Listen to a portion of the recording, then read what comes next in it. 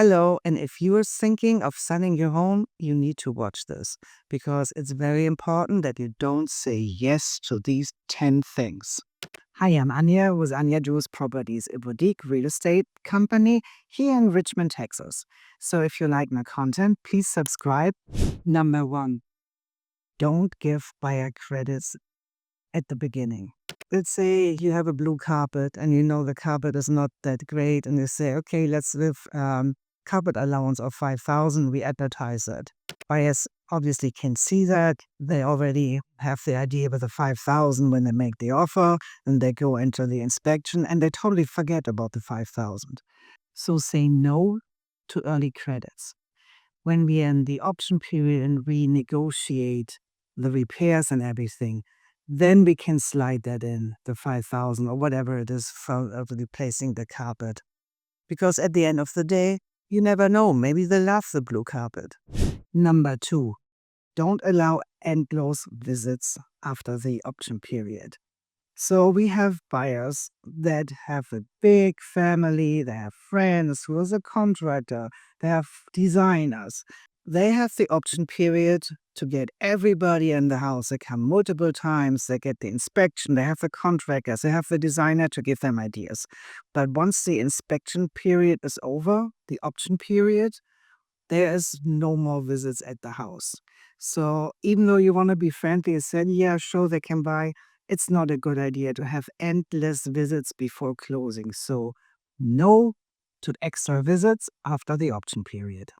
Number three, if there are repairs, it has to be done and we agree to it.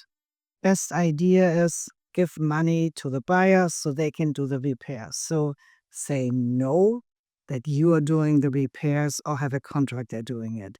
Because standards of quality standards and how repairs are done are very different.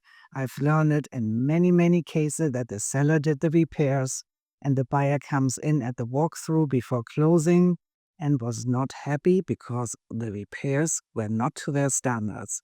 So it's easier to just give a credit for the repairs they want, and the buyer can do all that after closing with their own contractors, and it's a better way to do it. So no to repairs, but yes for the credit for repairs for the buyer. Number four, your garage is not the buyer's storage area.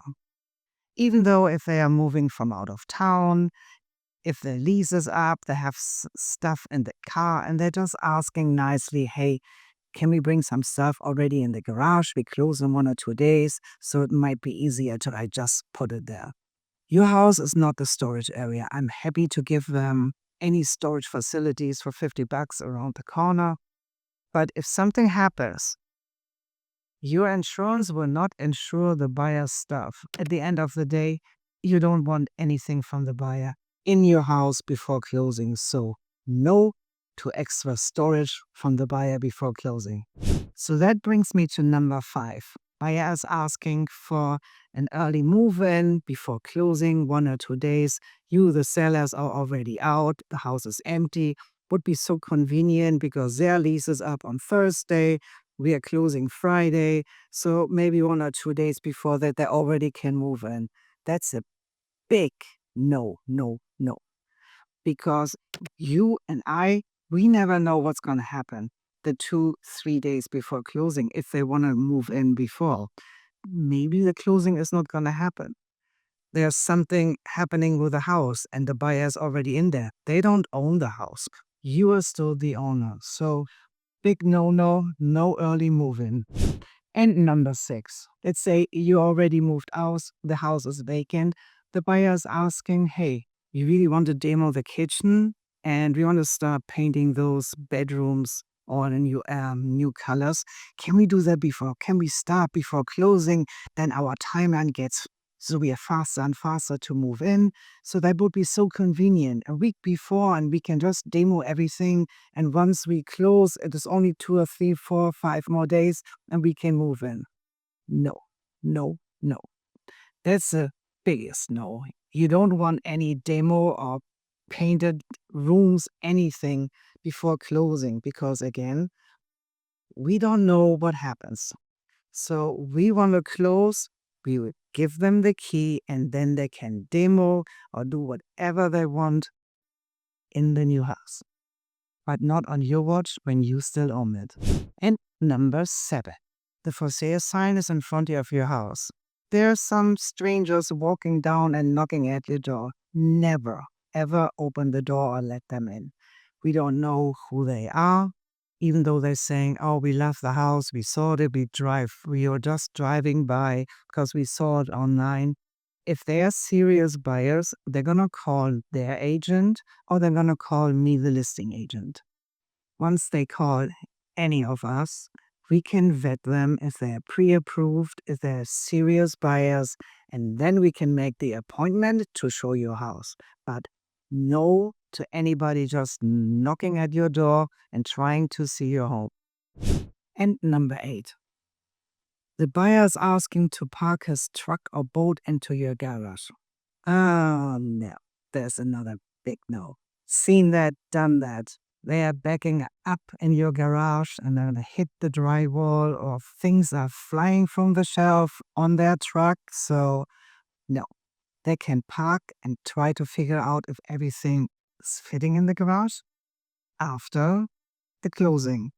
Or we just use a normal measuring tape to measure the garage, the height, the width, and everything in that car. And then we can also figure out if it would fit in the garage or it won't. And number 9, when we get an offer and the closing time from the offer to closing is 60 or 90 days, no, that is way too long. Regular closing time should be 30 to 45 days. 60 to 90 days, many things can happen. The buyer could lose his job, could change their mind. It's just way too long of time to be under contract without any closing. So no too long commitment for a closing date. Should be 30 to 45 days. And finally, number 10, do not hire your aunt who's a realtor or family friend who's a realtor.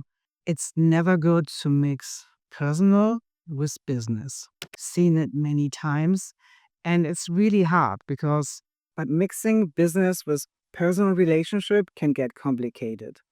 Pricing disagreements, tough negotiations, or an inspection issue can quickly strain the best relationships. You need someone who is objective, who is experienced, who knows what they're doing. Selling your home is one of your biggest financial transactions. These 10 don'ts are here to protect you, your money, your time, and your peace of mind. If you're selling here in the Fort Bend, Sugar Land, Richmond, Katy area, love to help you. Call me and not forget to subscribe for some great real estate tips.